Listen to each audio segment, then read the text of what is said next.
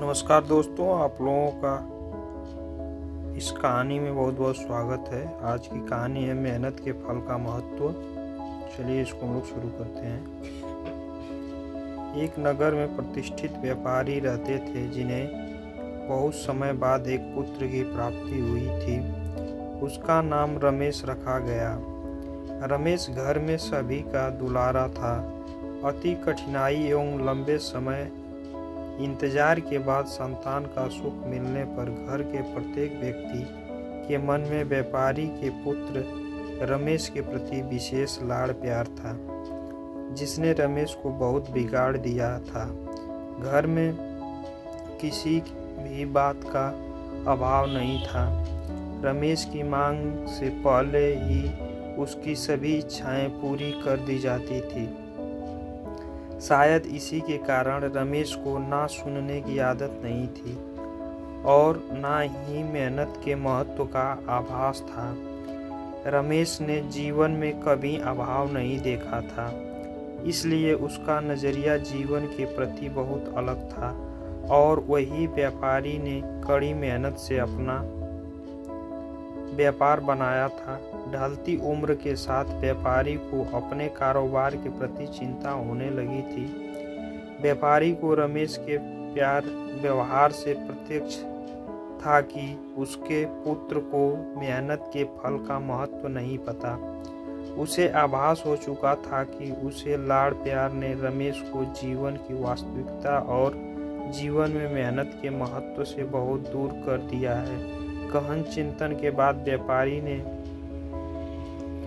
निश्चय किया कि वो रमेश को मेहनत के फल का महत्व स्वयं सिखाएगा, चाहे उसके लिए उसे कठोर ही क्यों न बनना पड़े। व्यापारी ने रमेश को अपने पास बुलाया और बहुत ही तीखे स्वर में उससे बात की। उसने कहा कि तुम्हारा मेरे परिवार में कोई अस्तित्व नहीं है, तुमने मेरे कारोबार में कोई योगदान नहीं दिया और इसलिए मैं चाहता हूँ कि तुम अपनी मेहनत से धन कमाओ, तभी तुम्हें तुम्हारे धन के मुताबिक 2 वक्त का खाना दिया जाएगा। यह सुनकर रमेश को ज़्यादा कोई फर्क नहीं पड़ा। उसने उसे क्षण भर का गुस्सा समझ लिया, लेकिन व्यापारी ने भी ठान रखी थी। उसने घर के सभी सदस्यों को आदेश दिया कि कोई रमेश की मदद नहीं करेगा और ना ही उसे बिना धन के भोजन दिया जाएगा। रमेश से सभी बहुत प्यार करते थे, जिसका उसने बहुत फायदा उठाया। वो रोज किसी न किसी के पास जाकर धन मांग लाता और अपने पिता को दे देता और व्यापारी उसे उन पैसों को कुएं में फेंकने का बोलता, जिसे रमेश बिना किसी अड़चन के फेंक आता और उसे रोज भोजन मिल जाता। ऐसा कई दिनों तक चलता रहा, लेकिन अब घर के लोग को रोज धन देना भारी पड़ने लगा। सभी उससे अपनी कन्नी काटने लगे, जिस कारण रमेश को मिलने वाला धन कम होने लगा और उस धन के हिसाब से उसका भोजन भी कम होने लगा। एक दिन रमेश को किसी ने धन नहीं दिया और उसे अपनी भूख को शांत करने के लिए गांव में जाकर कार्य करना पड़ा।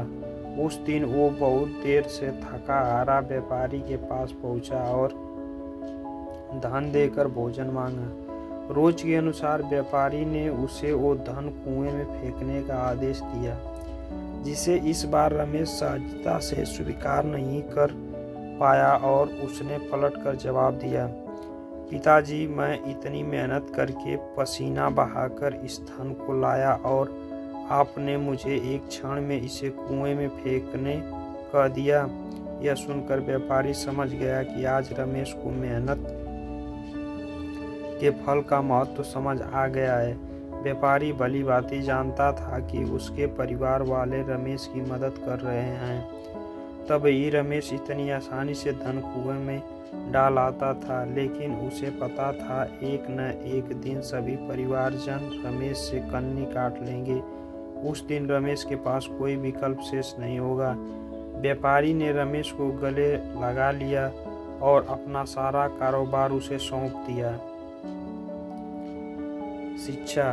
दोस्तों, इस कहानी से हमें शिक्षा क्या मिलती है? आज के समय में उच्च वर्ग के परिवारों की संतानों को मेहनत के फल का महत्व पता नहीं होता और ऐसे में यह दायित्व उनके माता पिता का होता है कि वो अपने बच्चों को जीवन की वास्तविकताओं से अवगत कराएं। लक्ष्मी उसी घर में आती हैं जहां उसका सम्मान होता है। मेहनत ही एक ऐसा हथियार है जो मनुष्य को किसी भी परिस्थिति से बाहर ला सकता है। व्यापारी के पास इतना धन तो था कि रमेश और उसकी आने वाली पीढ़ी बिना किसी मेहनत के जीवन आसानी से निकाल लेते, लेकिन अगर आज व्यापारी अपने पुत्र को मेहनत का महत्व नहीं बताता तो एक न एक दिन व्यापारी की आने वाली पीढ़ी व्यापारी को कोसती। आज की कहानी में इतना ही। बहुत बहुत धन्यवाद दोस्तों, और इसी तरह की कहानियाँ सुनने के लिए इस चैनल को सब्सक्राइब करें और वीडियो को लाइक करें।